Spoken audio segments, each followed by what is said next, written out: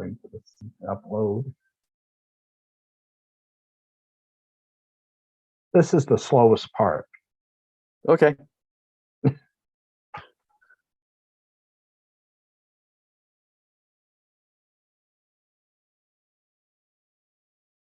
looks like we are live. I think so.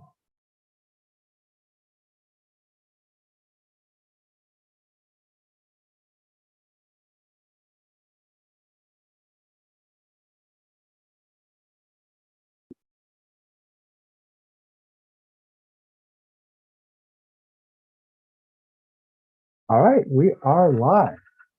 Okay. I'm with my old friend Ken, that we met back in the mid '90s at a Prog Festival in Los Angeles, and sort of lost track about maybe 15 or so years ago. Yeah, something like that. I think Been a long time. when the last K2 album came out, so that was 2010. It's 2010. Yes, that's right. Yeah. So that was the last time we talked to each other, and I remember I was still living in, well, no, at that time I was here in Maine, but prior to that, you had moved away from the LA area for a while, and That's right. Yeah. so we kind of like, I lost touch with you, except for the second K2 album, and then after that, kind of like a dead silence. Yeah. It's okay. Everybody's just moving around. It's hard to stay in touch sometimes. Yeah, and like they say, life happens. Yes, exactly. A lot of life has happened in that 13 years since Black Garden was released. Yeah. So I want to go back to the beginning of your first prog band, and I got a little memento. It's Atlantis. Now I can't for the life of me find the CD, but at least I have this, and if one day I can find a cassette player, I can listen to it again. I was even thinking, why not? I think I've seen places where you can send it in and they can make it digital for you. So I mean, there's that. So I mean, it's just weird. I was going through my stuff and I kept on seeing this thing in my little tote box I have with a bunch of other prog mementos that I've collected over the years, But that was that one, and I believe I saw you guys play live maybe once or twice. Yeah, we did a bunch of gigs, and that was the first Atlantis CD came out, and then we had a personnel change. Then we started working on the second CD that was Pray for Rain. And at that point in time, we were gigging all the time. We were doing gigs all over LA all the time. And then you came to several of those gigs. We did some at West LA. We did some down in Orange County. Yeah. And you came to all that stuff. Yeah, that was good times. Yeah, and then you had I guess a break after that, and then the next thing I know, you came out, at least to my knowledge, this one. Yep. The Dead. That was originally going to be the third Atlantis album, and then Atlantis kind of broke up, and then I had all this material that I'd already written for the next album, and I didn't know what to do. I kind of floundered around for about a year, and then a good friend of mine, Tammy, she suggested, why don't you just do a solo album? I don't know why. It never occurred to me to do that. I kept thinking, no, it's got to be a band. It's got to be an ensemble. And then I went, oh, well, yeah, I guess I could do a solo album. Why not? I've never done that. And so that's how K2 was born. And originally, if we remembered, it was called K Squared, but then we just changed it to K2. And it was so much better to just call it that. And then I spent 4 years making that album, Book of the Dead, which was a lot of work, a lot of effort to make that happen. But turned out really good, and finally kind of somewhat put me on the map a little bit. And, Well, especially, yeah, I think that's the one that had Alan Holdsworth on. Yeah, that's So that's that largely why. yeah, yeah, and and then our friend Sean Gurin was on it. Uh-huh. Sean was on. I was just getting to know him as we were going through the sessions Yeah, of his recording, and he recorded all his vocals. And then there was a few fixes I needed done, and I went back to we met at his father's house, the great John Guerin. yeah, And so I finally got to meet him, and he was truly a drum legend out here in Los Angeles, especially throughout the 70s and a bit of the 80s. He was on everybody's album back in the 70s and 80s. Everything you can imagine, John Guerin was on so many sessions. It was incredible. And plus he was the drummer for Merv Griffin. right. But the Merv Griffin show. But yeah, so that was great. I was just getting to know him and getting to know Sean. He was a really cool guy, and he did his fixes, and we were going to stay in touch. And a couple of months later, he was gone, and I know that it was so sad. it's different when you know the person than if it's like a famous rock star, that. But when you know them, I mean, him and Kevin Gilbert, they kind of went about the same time. Yeah, very And very similar. and The timing. I mean, and those two, I thought because of everything that they've done, they were, to me, musical geniuses. Oh yeah, both of them definitely. Kevin was amazing, and Sean was so incredibly talented. I mean, it wasn't just a drummer. Oh yeah, he And did.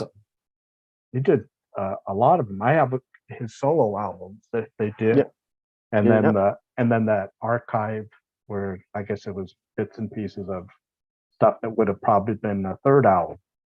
Yes. Yeah, I Um, have all that stuff as well. It's great yeah, stuff. yeah, and then the next one, a few years later, you put out Black Yep. Garden. Yeah, we did Black Garden. Yeah, it's like I noticed. I mean, I went back and listened to at least the K2 stuff, and I noticed each one just kind of gets a tad bit better, and then all of a sudden, from K2 to your newest thing, Tempus Sidereus? No, Tempus Sidereum. Sidereum. Okay. It's Latin. Uh, that it was like, oh my god,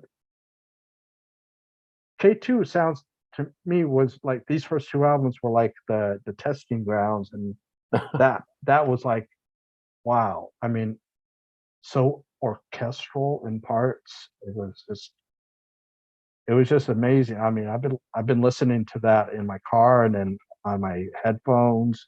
Excellent. And one thing I wanted to say out of the whole thing, and I'll talk about the rest of the album, is that bonus track put on Midnight Sun by Asia. Yeah, I finally did that. I've been talking about doing that for over 20 years, and because I've never reworked somebody else's song, but I always wanted to do that on that particular song. So I finally got around to doing it, and so there it's as a bonus track. Yeah, and you took like what is that, 4.5 minute song, and you stretched it to a little over 9 minutes. Something like And that. Yeah. and it was just at parts it's like it sounded like the original, but then it sounded unique, something unique about it. Well, And I I hope think, so. and I personally, if someone's going to do a cover tune and do it exactly how the original sounds, I'm just going to go with the original. Of Not course, to, yeah. I mean, I want someone that basically, like you were saying, you took it apart and put it back together as if you were creating the song, and it's never been out there before. And Yeah, I don't know. I just had a lot of ideas. I remember when I saw Asia on that very first tour in 1982 out here in LA at Santa Monica Civic Center. And early in the set, they performed that song. And that was a song that had yet to be recorded. And for some reason, that song, more than any other tune that night, stuck with me. I just remembered it. It was Right. like imprinted in my brain, but it always sounded like a demo to me. Right. And it didn't sound like it was a fully formed piece of music. And I thought, they need to work on that. And then when the Alpha album came out, the second album, when I went and bought it, I bought the actual LP and I put the needle down right at Midnight Sun. I didn't want to hear anything else. I just wanted to hear that song Right. and tried to relive that moment that I remember from a year earlier at the concert. And the song was entirely different. It was in a different key. It was much shorter. They were trying to make it a hit. Actually, every Right. song on that album, they were trying to make some sort of a smash top 10 hit. Right. And yeah, exactly. So the album suffered because of that. But the song, I said, oh, this is not at all the way it should have gone. And I still had all these other ideas in my head. So I just kept kicking those ideas around and finally got around to doing the live version. There's bootlegs of it out there on YouTube of the live version of that song from the very first tour. And that's the version I worked with because that's the one that I knew and was so inspired by. Right. And so I took that version and then kind of, like you said, chopped it up and added a few bits and pieces and added a nice, beautiful beginning to it that didn't exist before, and just tried to expand it a little bit. And it came out really, really good. I was really surprised. I thought it was going to be pretty awful, to be honest with you. But yeah, it came out surprisingly good. Yeah, and then I mean, just a whole album. To me, it just has a very orchestral, and I like how you use different vocalists.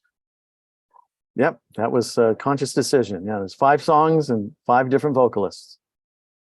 And I was looking on the Bandcamp, and each one had a name of the song title, and then in parentheses for a specific person. Yes. And I was just kind of curious about that. Yeah, I dedicated all the songs to people that, I mean, prior to the pandemic and then during the pandemic, I lost a lot of friends and people who passed away. And so some of these people were very, very close to me and very dear to me. And so I decided to write songs that I was inspired by them and their lives and our friendship and the amazing relationships that we all had. Right. And so I decided just to dedicate each song to a particular person. Not everybody that it's dedicated to has passed away, but most of them have. Right. And so that really meant a lot to me. And the second Tempus Sidereum album will be the same thing. And with all the songs are dedicated to people, because I realized there's a lot of people, unfortunately, that I've lost. And I decided it would be good to memorialize them with these songs and dedicate to them. And some of these people never knew I was writing a song that was inspired by them. And unfortunately, but the rest of the world will now know. Yeah, and as I say, it's eternal. The song's eternals. Yeah, absolutely. Yes. And I like how you have different length songs, and some songs are a little more complex than others. It's like a nice, to me, a nice healthy balance of everything. Yeah, I was trying to make it balanced. I recorded a lot of music, like almost 3 hours worth of music, and then just picked out which songs would be best for the first album. And I wanted there to be the hardcore prog stuff, but also to try some different stuff that I'd never done before, and some more hard rock or just some pop. And there's a little bit of ambient in there. There's some fusion. There's some just straight up jazz. And so it's a little bit of everything to kind of try to not copy. I didn't want to copy myself every song. I just wanted every song to be standalone and somewhat different from the other songs. So I think all the songs are separate. They fit together nicely on an album, but they're all quite different from one another. Right. Yeah, I'm just going to go through on the credits just so people get an idea. Now you had on the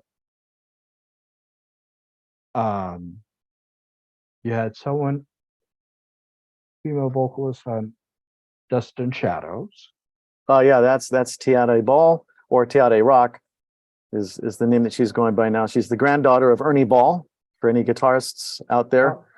who are watching or watching this at a later time, they'll know who Ernie Ball is. We all know who he is or who he was, but she's the granddaughter, and Oh she's wow. an amazing vocalist, and out here in California, and she's got her own band called The World Over, and it's really heavy, dark, hard rock stuff that she does, and she does that intense screamo type stuff. But she's also a voiceover artist and has all these different flavors to her vocal styles, and she can sing.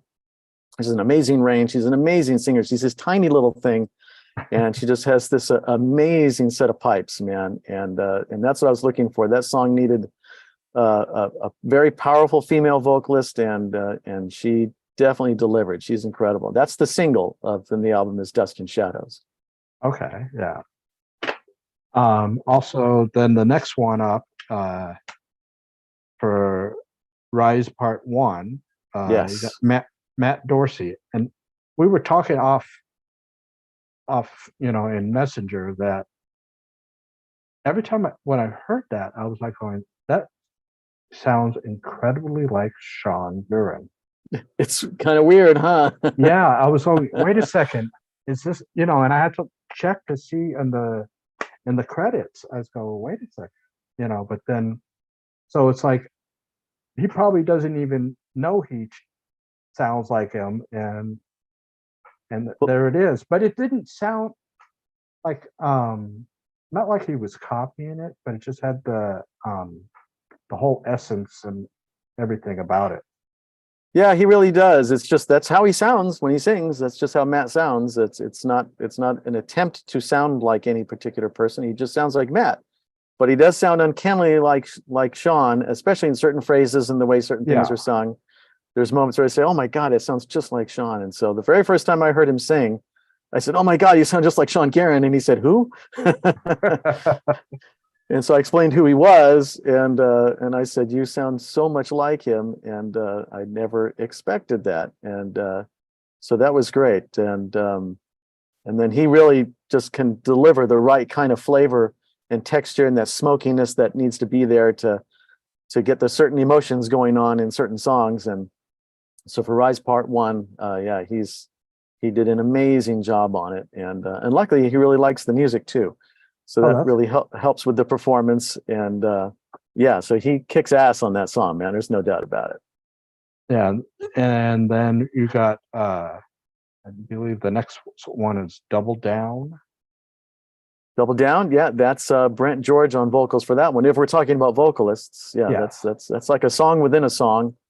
So that's this kind of jazz fusion-y type of thing, and then there's this nice little simple ditty, like a acoustic folk pop thing in the middle of it, and then it goes back into the jazz fusion thing. So yeah, it's a kind of a weird song, but that song is dedicated to Alan Holdsworth. So yeah, because when I was listening to that, I go, yeah, this really sounds like, like a Holdsworth sound, song. It's like, yeah. And just so who did the guitars for that? Oh, that's Alex Makachek. Yeah. So I met him a long time ago. Uncannily, that we're saying this because I met him at a birthday party for Alan Holdsworth of all things, and then kind of lost track of him, and then reached out to him again for all this Tempus Sidereum stuff. He's performing on the second album as well. All that stuff's already been recorded, and so I brought him this song, and I said, Alan was originally supposed to play on this song, and do you mind if you could kind of channel your inner Allanness to bring that kind of flavor to it, because that's who was in my head when I was writing that song, and unfortunately Alan was never going to be able to play it, especially now. Yeah, so Alex said, yeah, I'll definitely dive into it. So he did, and he did an amazing job. The solo at the beginning is just mind-blowing. Yeah, it kind of reminded me of Alan from when he's in UK. Yeah, I think so. Yeah, I think that makes sense. And so it was again, that was amazing. And then we go to the next song, Umbra. Umbra, yes. By Courtney Ireland singing. Mm-hmm. Courtney Grace, who is now Courtney Ireland. She got married. She's from the Bay Area, an amazing vocalist, and wait till you hear her. I mean, she sounds great there, but wait till you hear her on the second album, because she has a song that is just this beautiful, beautiful, dreamy, ethereal stuff that she does that I've never heard anybody do anything quite like that before. But yeah, she's a really great vocalist, and I'm so glad that she was willing to sing on the album.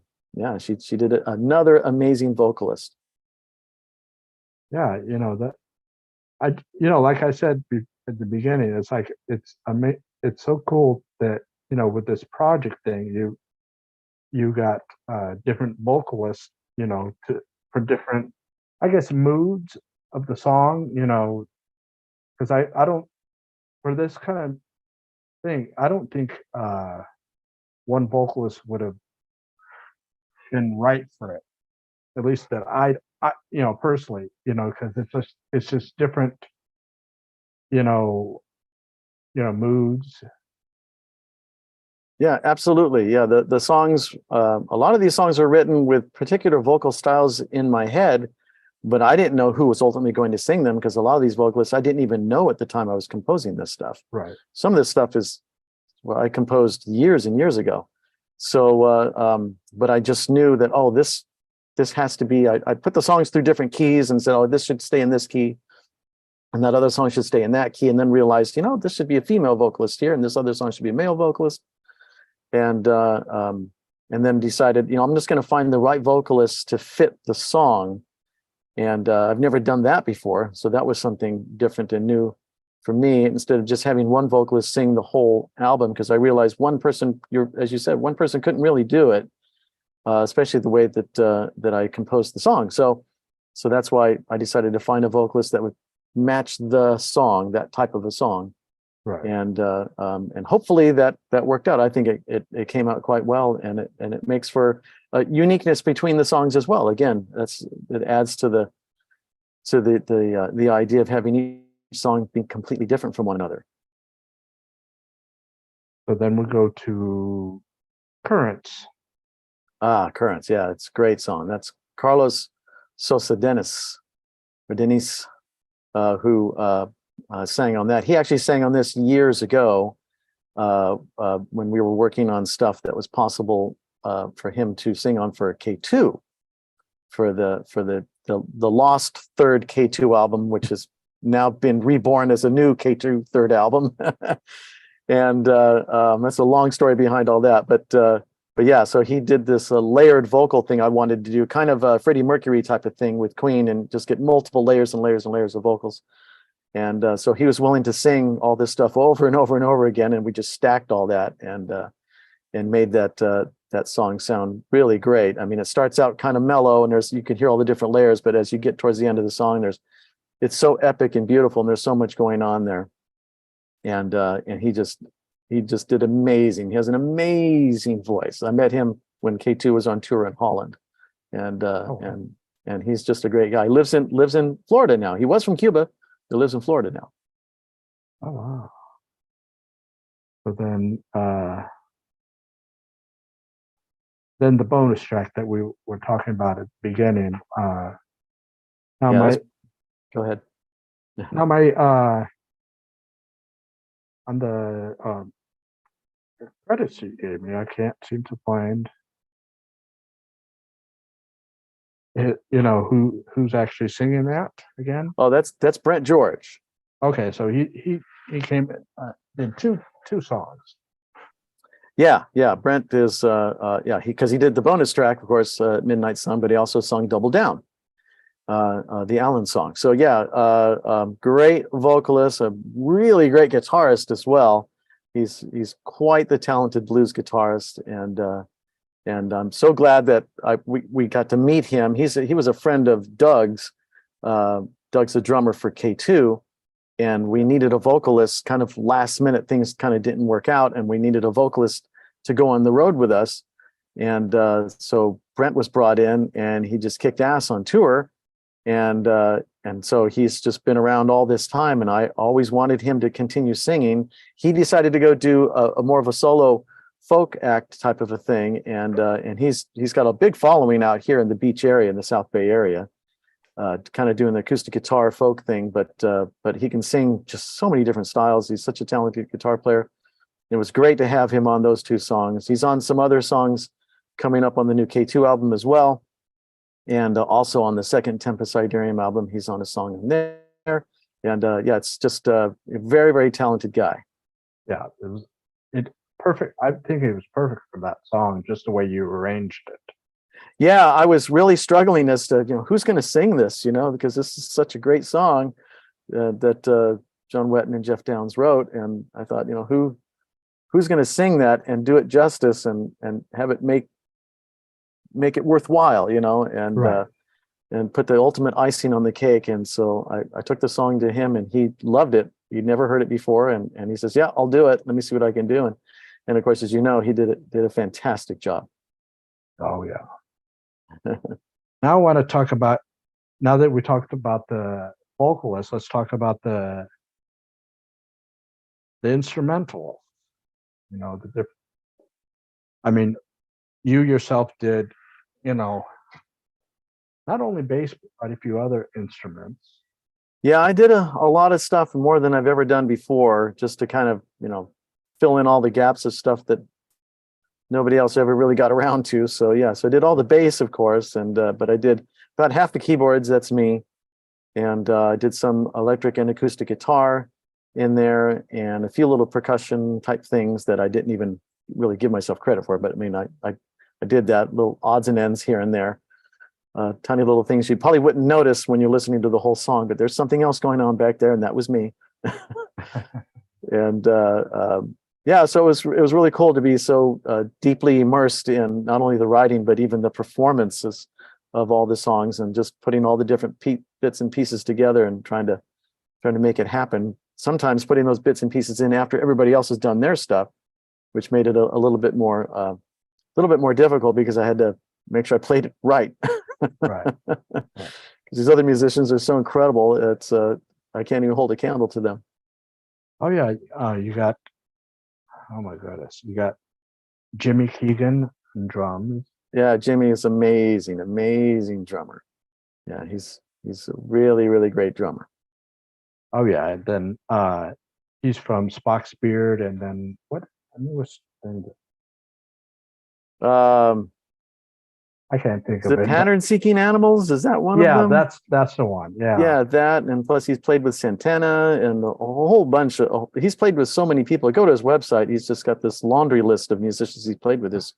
And he's been playing drums forever. Right. I mean, since he was like a tiny little kid. So yeah, so he's a great rock drummer, and I needed a heavier drummer for this project because there's some heavier stuff going on, and he definitely brought it, and he plays very intensely. He's a very talented guy. And then of course, one of his bandmates at Foxbeard, Ryo Okimoto. Yeah.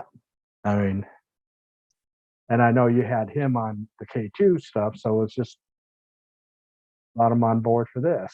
Yeah, absolutely. I needed all the fancy bits that I could never even dream of playing, because I don't even have one tiny amount of talent to match any of that kind of talent, especially on keyboards.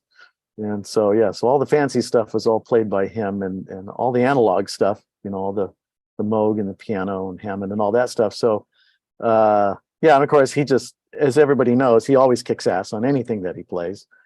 And he's on the new K2 album, of course, as well. He's doing all the keyboards on the new K2 album, and but he's on the first and second Tempus Sidereum album, and he'll be on the third. And yeah, so he's a talent that's unmatched. Oh yeah, and fun to watch.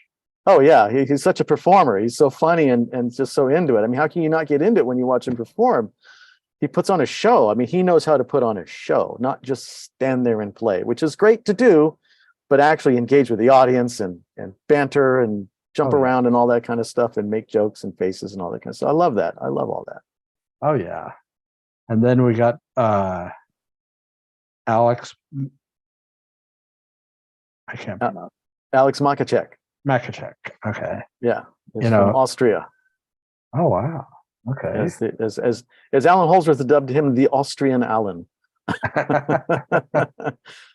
But he's out in California now, and he's just a phenomenal guitarist. Fusion, his own weird version of fusion, which I just love, is his band Fat, F-A-T, fabulous Austrian trio. If anybody wants to hear him in his own songs and his own style, it's truly unique stuff. It's a completely different approach to fusion and jazz that I really enjoy. And sometimes they go into all out, the songs morph into all out disco, 70s disco. It's the weirdest thing. You just have to go listen to it. But it's really entertaining stuff. And then you got Johnny Bruns. Yep, the good Johnny Bruns. Yeah, he plays the bulk of the guitar on this album. And he did an amazing job. And we were talking about Midnight Sun a moment ago. You know, he really kind of knocked it out of the park on that one, especially on the solo towards the end of the song, because we kind of needed to get a bit of that Steve Howe flavor going on in there, and he absolutely got that. And he's very, very talented guitar player, and he just kicked ass on all the songs that he did, electric and acoustic. And it's great because he has this great collection of all these unusual old instruments, old acoustic guitars and lauds and bauds and all these different things.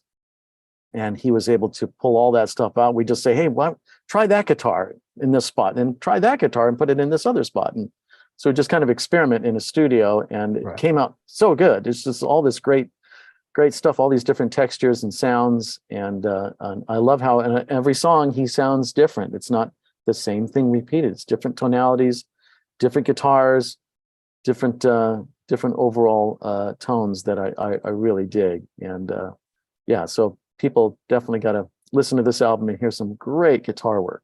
Oh yeah, and for people that right now, it's the album's on Bandcamp as digital, so there's no physical media at the moment. But right behind Ken is the artwork. Oh, that's right. Yeah, this is the artwork. I couldn't get it to load where you actually see the actual title of the album. It's out of frame. Right. I can't seem to get it to line up right. I hate that. I'm not very talented with that kind of stuff. But it does say Tempus Sidereum 1, and so the first of 3 albums, possibly 4. You never know, but definitely 3. And there's killer artwork on there. And yeah, you can go to Bandcamp, and I will be sending out the link to that to everybody after this interview. So I'll be hitting that on Facebook and social media sites, and I've already talked to all the guys and gals who performed on this material, and they're going to hopefully put that on their social media sites as well. So we'll get the word out to everybody so people can download it and check it out. There will be LPs that are still in the manufacturing stage, and it takes forever to get LPs made right now. It's about 9 to 10 months from the time you put in the order. So it's a huge backlog. So I'll hopefully have those shipping by I'd say the end of August. Oh, yeah, it's gonna be great. In time for the for autumn and fall. Yeah, exactly. Just as you're gonna make a great Christmas gift. Well, that's what I've noticed, is that the vinyl does nowadays takes more time. I think because there's so many bands and artists that are doing vinyl, they get like a backlog. You know? Yeah, that's definitely it. And the main reason for the backlog is the lack of raw vinyl. There's only 2 places in the world that produce it. And so it's really hard to find it. One of those places was out here in Southern California, out in the desert, in a town called Beaumont. And if you're driving from LA to Palm Springs, you'll pass through Beaumont, and there was a family-owned business out there that created raw vinyl, and not just for albums, but for all sorts of commercial uses. And several years ago, that plant burned down. Oh. And so the family decided it was not economically feasible for them to relaunch the business. And so that was the end of that. So now there's a place in Japan that is still producing it. And I think there's a place in Germany now that's producing it as well. And so this is one of the reasons why it takes so long to get albums made. And unless you're a huge star or whatever, and on a big label, then they can certainly pull strings and spend the money to get it manufactured much faster. But for a little nobody like me, I got to get to the back of the line and just kind of just get in the queue and wait until they finally press it. So I haven't even heard the test pressing yet, so I won't get that until the middle of next month. And so that's really the main reason why it's taking so long. And plus vinyl is having a rebirth, as we were talking about before. And you're right, there's so many people wanting to do that now. Right. And so there's a lot of artists who are trying to get their stuff pressed on LP as well. Yeah, so it's those two factors really that but the lack of raw vinyl is the main reason that it's such a headache and it takes so long to get Right. anything pressed. And are you planning to release this on CD?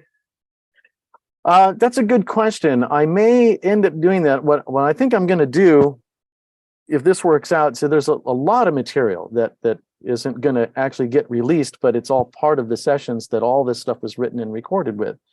And albums, you can only like 40, 42 minutes. I mean, you really can't put much more music than that on an LP, Right. which is why the bonus track like Midnight Sun, that's available as a download. It's not on the album. It's just available as a download only.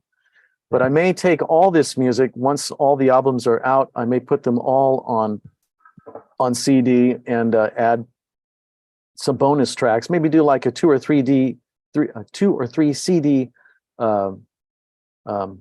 sort of a packaging type of a deal, and then have all the bonus tracks on those CDs and some other bonus tracks that nobody's going to hear unless I release it that way. Right. And put some amazing music that's kind of behind the scenes stuff that I didn't think was going to really turn out well, and it turned out really good.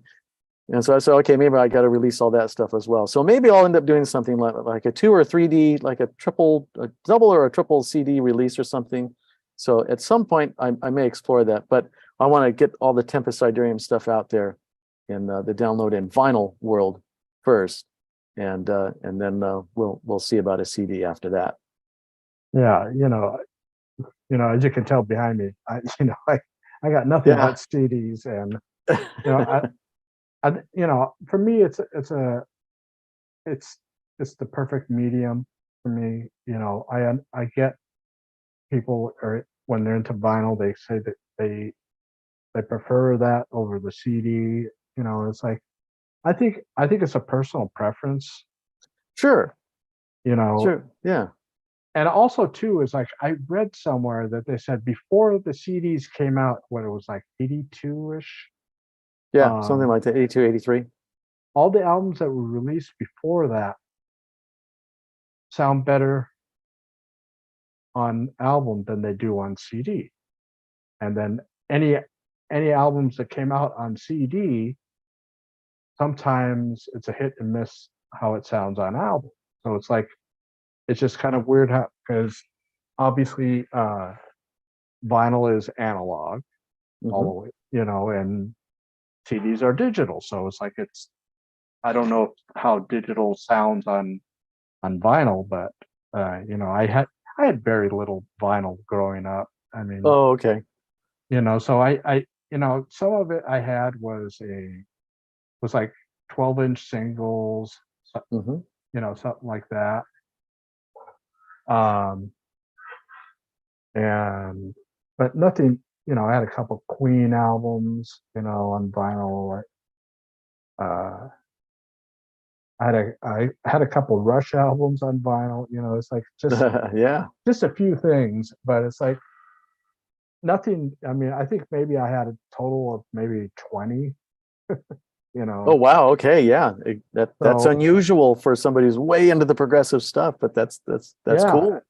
it's just once like I told you before, once the CDs were coming out, I thought that was perfect because the storage. Oh, yeah. I mean, it's so much easier to store them. You can put more on a shelf, So I mean, there's that aspect, Then now I notice people are now fully just into downloads. That's all they don't Mhm. want physical media. And Yeah. I know that the younger generations, they're more into the digital, and then Spotify. Yeah. And Exactly. And someone was saying Spotify is good for one thing. It's like a marketing tool to kind of Yeah, I think bring that's true.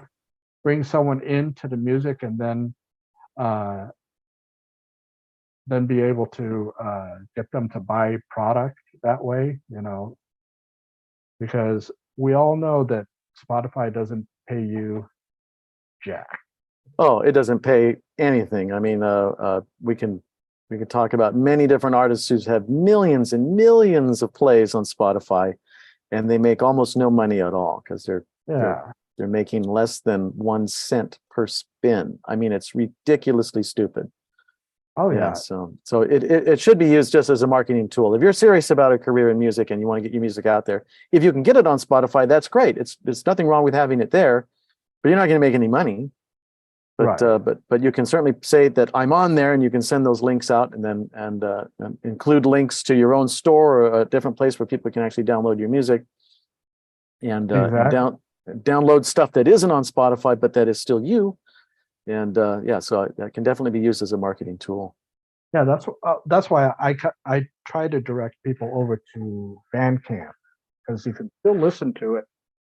It's almost like you're testing the waters, and then if you like it, Hmm. go ahead and buy it, whether it's on CD or digital, whatever your preferred format. Yeah, And it's great. um, I've seen lately on some Spotify accounts they have like a little donation. Yes, I have seen that as well. Yes, if you want to donate more money, you can. Yeah, and it goes directly to them. Doesn't Hopefully doesn't touch the Spotify guy. Well, I'm sure there's a percentage in there that does hit them, but that's what's great about Bandcamp. Excuse me, is that you have a set price for your product. Like for instance, Tempus Sidereum is $7. It's a $7 download. That's a pretty good deal, I think. And but if you want, you can always pay more. Right, So right. you want to pay $8 or $10 or whatever, if you feel like wanting to do that, you can, and the person can do that. And then there's Bandcamp Fridays, which is something that we should definitely mention. And Oh people yes. should look for Bandcamp Fridays, because when you download an album on a Bandcamp Friday, 100% of the proceeds goes to the artist, and none of it goes to Bandcamp. Yeah. See that they're the one place that actually cares about the bands and the artists. Because Yeah, and that's really how it should be. I mean, because it's like it used to be. I think if I get this correct, it used to be that artists were selling a lot of albums, and then it was kind of hard to somewhat get them to come to the show, so they have the prices kind of low to get them into a concert. And now it hmm, seems to be the exact opposite. It's like hmm, rock concerts are hundreds and close to $1,000, for to see a show, and those same people, they just have their music over on Spotify. That it's like, okay, they don't care. yeah, We're making the big bucks in the concert, and yeah, definitely. Yeah, concert tickets are astronomically expensive. And Ticketmaster and Live Nation, they were all just in the news a couple of days ago that they've agreed to get rid of all those hidden fees. And but that all they'll do is we'll get rid of the fees, and we'll just jack up the price a little bit more to cover our hidden fees that we no longer have hidden anymore. right, And we'll just make that adjustment, and so that you'll still be getting screwed, but you can still go see your favorite artist if you're willing to take out a mortgage on your house. right. It's It's it's an that. unfortunate situation. Oh yeah, yeah. So you said you have two more of the Tempest Sidereum, Sidereum. Now, Sidereum, yeah. um, and for people out there like myself, what's that translate to? That stands for sidereal time. And so sidereal time is, you can look at, it's a great Wikipedia page that explains it all, but it's a kind of a mathematical formula for judging or determining where you are in a given space. So Okay. let's say you want to find out where you are in relationship to where you are on Earth. and where Earth is located. And so you need to triangulate. So then you can measure the distance from Earth to the moon, the distance from Earth to the sun, the distance between the sun and the moon. And you can do all of this and figure out what the time is where you are located in time. Okay. Since time is distance, distance is time, it gets kind of convoluted, but Right. but working in the broadcast industry and dealing with broadcast satellite and all that kind of stuff that I've been doing forever, it seems, that's something that I needed to know way back when. And I thought, well, maybe that would make a good title for a song. And then I put it through a Latin translator. I said, oh, that's really cool. Nobody's got that. I'll go ahead and use that. So Right. so that's how sidereal time became Tempus Sidereum. I mean, it sounds very, in a way, kind of a little ominous in a way, but not in a negative way, but it's just ominous, like, basically how time is just there. It's happening, without, Yeah, even when you don't think about it, it's happening.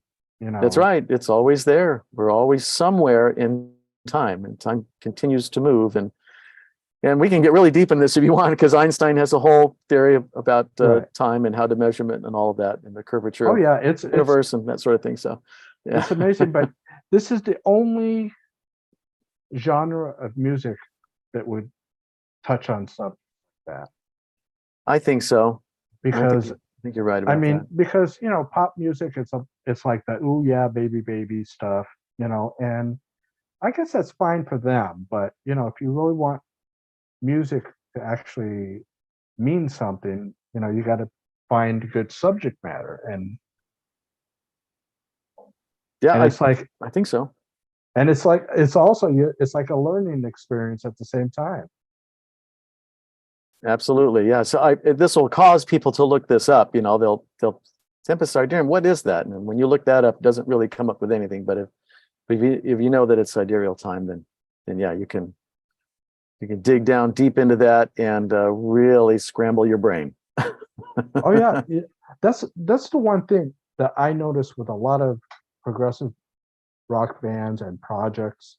When they have their subject matter, it kind of get, I mean, I don't know about you, but when I hear something, it sounds very interesting. I have to go down the rabbit hole to figure out. I need to know what it is, the the reason behind everything, and it's like, and it's just one of those things for me. It's like it's like lately there's been a lot of people that have been doing you know concept albums based on literature, and Mhm. a lot of literature that is not commonly known, Yeah, you I know dig that. because I mean, right there, that just basically, it's like, without you knowing it, you as the band and the artist are teaching the listeners. I suppose so. Yeah, because especially with subject matter that they don't know, and like you said, if you're interested enough, of course, as you go down the rabbit hole and learn more about it, and kind of figure out, okay, so where was this person's head at when they wrote this, or when they were looking into this subject matter? What was going on? And gives you a whole other perspective, I suppose. Yeah, so it's like, this is, and then you said there's two other K2 albums, or one. Well, there's there's the new K2 album, and that's still being worked on. Actually, we're just talking about Johnny Bruns. He's actually recording some of his guitars on that, maybe even as we speak. And so he'll be making an appearance on several of the songs on the new album. Yeah, so there's that. And then I have an ambient album, but it's a whole other, totally different genre, totally different project. And that's called Council of Shadows. And that's done. It just needs to be mixed. And that will be on CD, Ron, just so you know. Okay, cool. That will be on CD. So I have to go next week to put the finishing touches up at the Mouse House for the second Tempus Sidereum stuff, and then we're going to dive into the Council of Shadows stuff. And that's totally a solo album. I play everything on it. That's entirely me. It's all instrumental. and it's ambient, so it's completely different. It's nothing like anything I've done before, Right. but it's something I've always wanted to do. And there's a lot of dreamy, ethereal stuff in there, and it's all written by me, and all the instruments are played by me. There's tons of mellotron, and that's really the showcase instrument. I just needed to get that out of me once and for all. Right. And so that's kind of how that came about. And the wonderful Gene Stopp played a great role in making that album start to become a reality. And for people who don't know, Gene Stopp was a great friend of mine, and he was the keyboard tech for Keith Emerson, and a really great guy. And he worked for Moog Music for many years. And earlier this year, sadly, he passed away. It was very unexpected. But he's album basically came about somewhat because of him and his massive collection of analog keyboards that I dove into quite extensively to do a lot of this recording. And so he's the album's definitely got his signature on it all over the place as far as all the technical aspects of making it. And so yeah, it's gonna be great stuff. Some of it's really dark, some of it's really dark and spooky stuff. And as he said, oh, spooky prog. There you go. I said, yeah, I guess it's kind of like that, but it's not super progressive, but it's definitely got some darker elements to it that I really, really like. And this is another side of my musical influences that I've been into for many, many years. And I never even knew that what I was into had a name. The name of that style is called dungeon synth. And wow. I only recently learned that within the last couple of years, even though I recorded this stuff a while ago, like 5 or 6 years ago. And but I never knew there's a genre for it. And I just happened to discover that by accident, thanks to YouTube. And so then I found all this great music. There was all this great stuff that came out in the early and mid 90s from all these different artists I'd never heard of before. And so I'd already recorded Council of Shadows, but I was listening to this stuff. I said, wow, that sounds kind of like the stuff I'm doing. And using these older style keyboards, this more of this analog type stuff, especially in the early 90s. So I guess that's what it is. I never knew it had a name. I just called it ambient, but there's different kinds of ambient, believe it or not. Right. And so I think this qualifies for dungeon synth, even though it's mostly Mellotron and Moog, but there's a little bit of digital synth in there as well. Now, are you going to be touring or playing any local gigs? I don't know. That's a really good question. I could put a band together for Tempus Sidereum. I would love to go out on the road with it. Love to go back to Europe. That would be the ultimate goal. Right. But it's very, very expensive to travel now. It's very expensive to tour. It's very hard to make any money to justify doing it. You just end up losing a lot of money. Like Spock's Beard, their tour that was planned fell through, unfortunately, and that's because there's not as many people going out to gigs now, and more people are watching concerts remotely on YouTube and mediums such as this that we're on right now.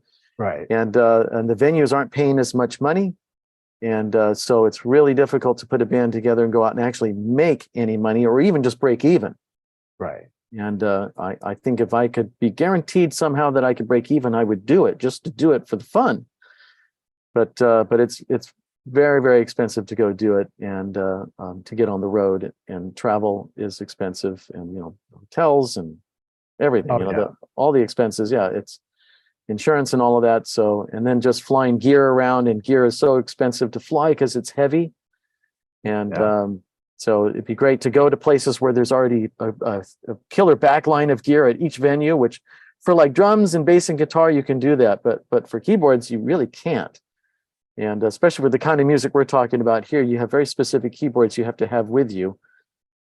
And while you can bring along like one big digital keyboard that has all your sounds on it, if that keyboard breaks or you have problems with it, you're screwed. Right. So you need to have some of that older keyboard gear with you as well. And it's really expensive to travel with that stuff. So I don't know. It's something that I would definitely entertain. And it was something that I would be very interested in if somebody wants to put us on the road. Well, the one thing that I've noticed, and it's not that often, but like 3 bands will get together and then they would do like their own little, kind of like their own little festival of sorts. Just go to different places. That way, maybe the costs are a little bit lower. Probably not by that much, but enough that you can probably go out, for yourself, go outside of the LA area without, being hammered with with the expenses. And it's Yeah, like, that's a possibility. yeah, to get with other, LA prog bands, and find a venues that will support it, and I guess start out small, do your local thing, and then kind of uh maybe word of mouth gets out there, and then some, like you were saying just a little bit ago, someone to put you out on tour. That would be great to do that for somebody else to manage it, because I've gone on tour several times and I've always been the manager, and it's hard to have a good time when you're out being the manager, because you're doing all the business side of everything as well as performing. And so, before and after a performance, everybody's having a good time, and you're down in the basement going through receipts and, and trying to crunch the numbers and that sort of thing. You don't get to really enjoy it that much. So, but still, even as a manager of a tour, I would still do it, just to have some sort of a guarantee in place that we'd actually at least break even or something, just to get started out there. And yeah, you start local, that sort of thing, and work your way up. That's exactly what we did with K2. We did a West Coast tour, then we did an East Coast tour, then we went to Europe. So we kind of moved up in stages there. Right. And we'd love to put K2 back on the road and get back out there with this new album when it comes out, whenever it's going to come out, probably next year. But yeah, we'd love to do that. And even just a domestic tour is something that I've kind of looked into, but even that's really hugely expensive. Even if, we're all piling up in the van and driving around the country, sort of a thing. And because it's so big. I mean, and the fans are just so, spread out. They're not in really concentrated areas, with the exception of like Los Angeles and Bay Area, maybe Seattle, and yeah, I'm not sure on the Chicago is another great place. Chicago's great. I mean, I got friends there that they see shows just about every week. Isn't that great? And it's like, and then I'm here in Maine, and crickets. Yeah, there's nothing much going on up there prog-wise, huh? No. You got to come down to Philly or something, or Boston. Yeah, it's definitely Boston. But the thing is, is that they got venues up here that can do it. It's just how you market it. Yeah, how you market, and that takes time and effort and money. Everything always comes back down to money. How much money do you want to spend to market your product and get it out there? And thankfully, the internet is here, and so there's easy marketing there. But to go out on tour, it's a totally different animal. Yeah, I have a friend of mine's band that's in New Hampshire, and they can't get gigs up this way. They have to go, down to Boston and places like that. And it's so sad. It's sad, but I noticed too that there's some of the younger generations kind of getting into the music that we started off with. So I figured, if my philosophy is this: hey, if you can get into that, maybe you'll get into into what we're listening to now, in the bands that are coming out now. Oh yeah, absolutely. There's some great music out there, man. There's some incredible artists, young artists who are just popping up, and every now and then I discover something and say, wow, that's just incredible, great stuff. And I hope that they get a bigger audience, and get it out there, because they're doing something unique, and yet it's still kind of poppy and accessible, but it's also got a bit of an edge to it that's a little bit off of the mainstream, which is always what my tastes lean towards. Oh yeah, it's like the only thing I don't have from your K2 thing, I never got the one you put out on Blu-ray. I think that's the DVD. Yeah, I have to send you a copy. and the other one, was the first one in LA. And when I did my move out here, Mhm. I think I left a bunch of stuff in my mom's closet, and she probably didn't know what it was, and just put it in the trash. Oh, that's And sad. instead of sending it to me, but I think that would have been too expensive to send all the Oh, whatever was left over. Um, I see. Yeah. but I'm trying to build it back up. And Well, I will assist you with that as far as the K2 stuff is concerned. And people can always go to k2live.com, and that's our store, and that's our main website is k2live.com. And the store is there, and you can see the Blu-ray and the standard definition stuff and the CDs and the first DVD and the second DVD. It's all still available, and it's all still for sale there at a very reasonable price. yeah, I was looking at the site earlier and said, yeah, compared to some of the other bands out there, the Blu-rays usually go for close to double of what you're asking. Yeah, and I just don't. I mean, there's no way we're not going to sell them when you put it at that extremely high price. Now, if you're a really big time artist, then you can command that. But we're small. We're really small, and so to get the word out there, we have to sell it at some sort of a price that people are going to be willing to pay. And I think it's a very fair price.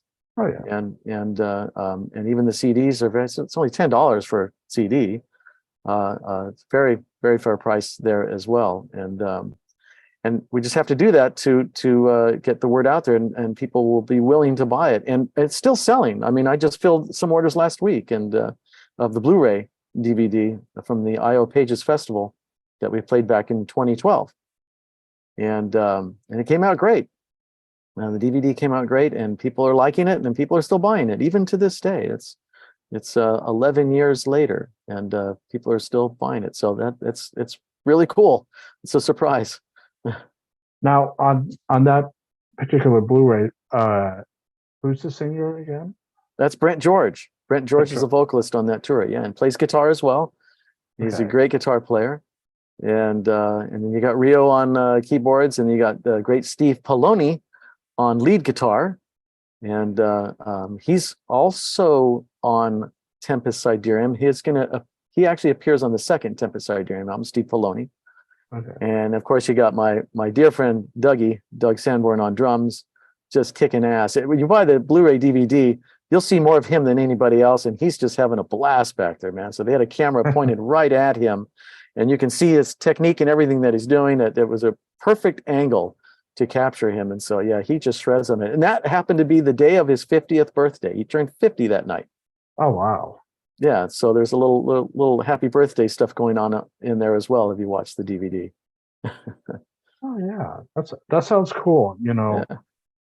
It's nice that you're getting yourself back into the music. Yeah. Especially since we had that horrendous pandemic. That kind of basically Yeah. screwed everybody. Not the whole planet. Yeah. all the musicians especially. Because you guys rely on going out there on tour and getting together to practice. And now during that pandemic, it was like everybody was doing everything remote, and you can still get great music. It's just you're not getting that human interaction, like looking across the room at the guys, and and when you play something right, everybody jumps for joy, or play something wrong, they start chasing you with their instrument. Yeah, exactly. Yeah. The human interaction. Yeah, it really sucked. I mean, the pandemic was a terrible thing for not just music, but for the whole planet in so many different ways. And, Oh yeah. Yeah. And so many bands, we were scheduled to go into the studio with K2 and record, and then the pandemic hit. And so that shut all that down. It just stopped immediately. And then I had Tempus Sidereum stuff that still needed to be done, and that all shut down as nobody wanted to get together with anybody. Everybody was just staying home, if you remember. And Oh yeah. it was weird. The freeways were empty. I still was able to keep my job, and I would go to work, and the freeway was normally so crowded was just wide open. It was so weird. It was such a weird time, and nobody was really doing much of anything music wise, and nobody was really getting together, and people were trying to jam long distance on Zoom and that sort of thing. But there's timing issues and that sort of thing. Oh, There's yes. always delays. Yeah, so it's really hard to get it to sync up. And we explored that briefly and realized that's just going to be too difficult to pull that off. Right. But yeah, it really delayed everything for quite a long time. I mean, this Tempus Sidereum stuff, we should have been doing this interview like 3 years ago, and Right. but everything got put on hold, and so now everything's coming back out and back to normal for the most part. And so I've got all this music that's already been recorded, hours and hours of music that's been totally professionally recorded. It just needs to be finalized, mixed and mastered, and which some of it is still waiting to be done. So I'm going to slowly start releasing all these albums now. So I got like 5 or 6 albums worth of stuff, and this is just the first of that batch that's going to be coming out. So there'll be some more stuff next year, and the year after that, and the year after that, and so I've got a lot of stuff in the hopper just waiting to come out. Right. That's fantastic. That. I think there's a lot of that happening because of the pandemic, where people have been working on songs and in studio, and I know a few people that actually they were just the musicians and then learned the production side of it, because it's like, couldn't get the production team over here, so it's like, well, I'll learn it and I'll do it myself. So Yeah, it's like, that's sometimes you have to do that. and so there's a lot of stuff that came out, and I think each year now we're going to get more and more releases, to the point where there's going to be so many stuff out there that not everybody's going to get everything. Yeah. You know, Yeah, it's too much stuff, man. I mean, it's, you don't have, got to take out a loan on your house, like I said, just to be able to go get concert tickets. It's kind of the same way if you want to collect all the stuff that you're looking to get from all this great music that's available. exactly. And it's like years and years ago, we were always complaining, not only in music, but in the movies, like, boy, they're taking forever to put stuff out. And then all of a sudden, it's like, Yeah. everything's coming out. I mean, it's the same with movies. It's just like all these movies are now coming out, in Blu-ray, 4K, and whatever else is Mhm. next after that. I heard 8K is coming out soon. Yeah, 8K. I've seen stuff in 8K at CES in Las Vegas, and it's incredible. But I mean, how many people are going to really watch it, and how much stuff is being filmed in 8K? But now You know, cameras are software based, so they're upgradable. So if you have a professional camera like a Sony, and you're shooting sports with that in 4K, you just do a firmware upgrade, and you're now shooting in 8K. right. That's really all it is. It's just amazing how technology has marched on, but it takes a tremendous amount of bandwidth to broadcast 8K, and you don't want to compress the hell out of it, because then it's just going to look like standard HD rather than it being super ultra crisp and clear.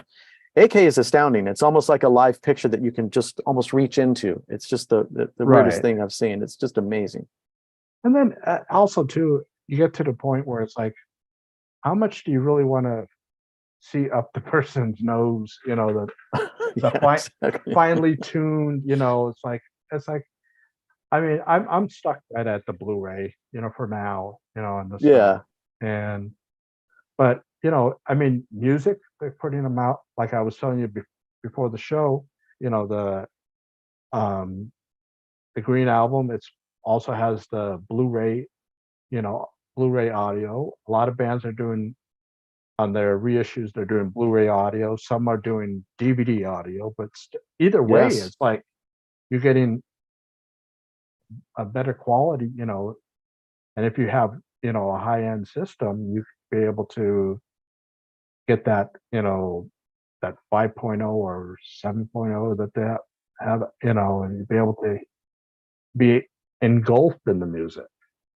Yeah, and it's truly amazing. Technology, like we said a moment ago, is just astounding, all the different ways that you can do things. It's more expensive to mix it that way, but if you have the killer sound system and you listen to it that way, oh, it's just amazing. And I have a friend who has a killer sound system, and he goes out and buys those special CDs that are super high-end CD. I can't remember, there's a name for it. I can't remember the name of it right now. And so, he went out and bought like The Wall, Pink Floyd's The Wall. And I think they're called SA CDs. And Yeah. And listen to that, and it's just incredible. We put on Led Zeppelin's Physical Graffiti. It's just amazing, man. You're just completely surrounded. They say it's like you're in the studio with the band. Well, no, it's not like that for me. I don't feel like I'm sitting in the studio, but you do feel that you're immersed in it rather than it just Yeah. being coming at you from one direction. It's all around. And my friend has a killer system. It's a 9.2 system. So it's got 2 subwoofers. And so it's just astounding. You just sit right in the middle of the room, you put it on, and it just sounds absolutely amazing. It's expensive to code things that way on a CD, but I would love to do that with my music. But again, it's just a cost issue. But it's great when artists re-release these great classic albums that a lot of us know and love, and you get to hear it in a whole new way, and you hear things you never heard before. Exactly. Yeah, somebody clearing their throat in the background or something, or the rustling of sheet music, or just the movement of the band in the studio, the drummer moving in his seat and all this. You feel just so much more presence.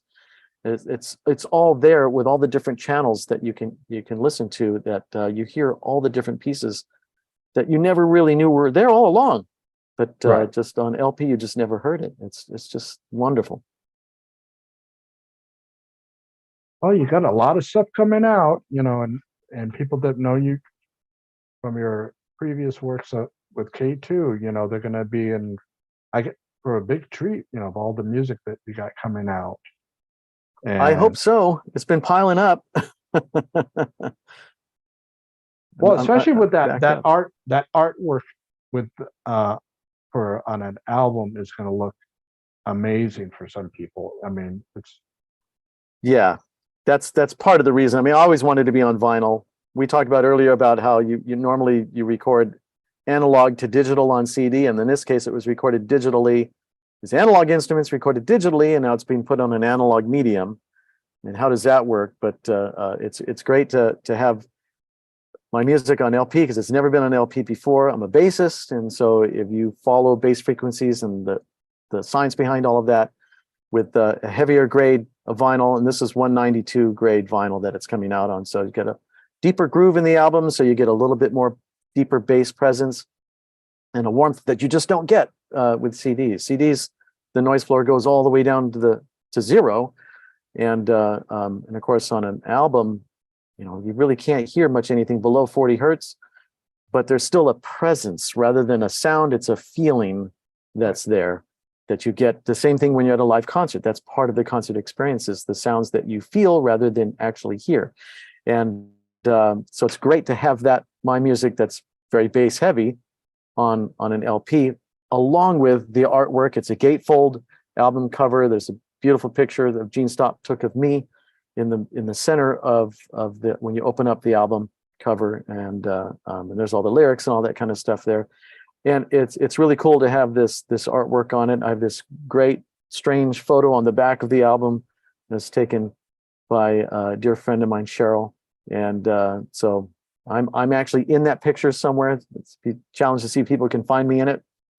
But yeah, so it's really cool to have the artwork, because that's why I love LPs. I have several hundred LPs, and I've always loved them. I can't collect thousands of them like we talked about earlier, but I do love the tactile feeling of an album in my hands, and putting the needle down on the record, and reading the lyrics as I'm listening to the album for the first time, the smell of the new album, the smell of the new vinyl, all that stuff I grew up with. And I love all of that, and I miss all that. So I'll finally get to experience it with my own shit. yeah, hey, that's fantastic. Yeah. Well, I was very surprised to see you were back in the game, and listening to the first of what, at least 3. At least 3, yeah. I least was 3 like albums. I was really blown away. I mean, it was just really one of the, so far this year, it's been nothing but great music, and you just right right there at the with the great music. I mean, it's like, and it's to me, it sounds nothing like K2. Good. I'm glad you said that because I don't It, want it to sound like K2. K2 has its own sound, and right, I want that to continue. I love that sound, but I want the solo stuff to be different. right, yeah, and and that's what you should do is like not make the have several different projects and then the basically they all sound the same. It's like you don't need Yeah. that's not the best way to go because you're in a way kind of insulting the intelligence of the listener. Sure. Absolutely. You I know, agree. you know. So with different sounds, K2 is more traditional prog basics, and this one you have a more orchestral. Almost like you got a the way everything is recorded. It sounds like it's like you would record an orchestra. Oh, okay. All right. That's Yeah, very nice of you to say. Yeah, it definitely came out more orchestral than anything K2's ever done. K2's more rock, and yeah, there's definitely some harder rock on Tempus Sidereum stuff. Harder for me that hard stuff that I haven't done before. But yeah, there's a lot of orchestral stuff going on in there as well, and so for the hardcore prog heads, they'll hopefully dig that. And then there's some stuff that's actually kind of accessible and not as progressive, but definitely hard. right. Yeah. So what I'll do is all your links I'll put down below so people Thank you, can, sir. can go to them, and including the Bandcamp and Thank you. the several links that you sent me in the email. Mhm.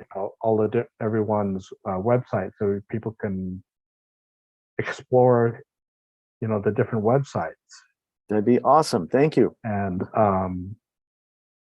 I want to thank you for taking the time out of your Saturday to do this. It's not it's a problem. it's been a long time since we talked, so it was really cool that we Too got this long. set up. And Yeah, I'm really glad you did this. Thank you. Thank you and so much. and and I'll extend an invitation to your whenever more stuff comes out, to come on back and we can talk about it again. You I would know, love to do that. I would love to do that. Just so you know, I want to tell you something, Ron. You contacted me just out of the blue. I want people to know this. I had no idea you were going to reach out to me, and you had no idea I was working on this project because I haven't talked about it to anybody. It's been very quiet about that on purpose because I've just been kind of like getting it all done and right? then reveal it. And I was going to release the album a little bit later this year, but then out of the blue, you contacted me and said, "Hey, let's have a talk and figure out what's going on with you." And then I said, "Hey, guess what? I got this new project." And so it was just pure chance, either that or, we're on the same prog wavelength or something. I don't know, but you just sensed it. So I haven't talked to Ken in 13 years. Why don't I go ahead and reach out to him? And you reached out at the perfect time. And so that's why I decided, well, I don't have the physical product yet. Let's go ahead and just release it now. And Yeah, so on they Bandcamp. could, And yeah, go over there. If you want to wait to the first Friday of next month to get it, that's fine. If you want to get it now, that's fine. You know, exactly. and then like you were saying earlier, where you have the set price at $7, but people can give more. If they And, so decide, there's nothing stopping them from doing that. But if you only got $7, you're going to get a hell of a great album for oh just yeah. that small amount of money. Yeah. All right. Well, thanks again, and Thank you, sir. we'll definitely talk soon. Okay, that sounds great, Ron. You take care, man. Thank you. Are you too? All right, All bye. right. Bye-bye.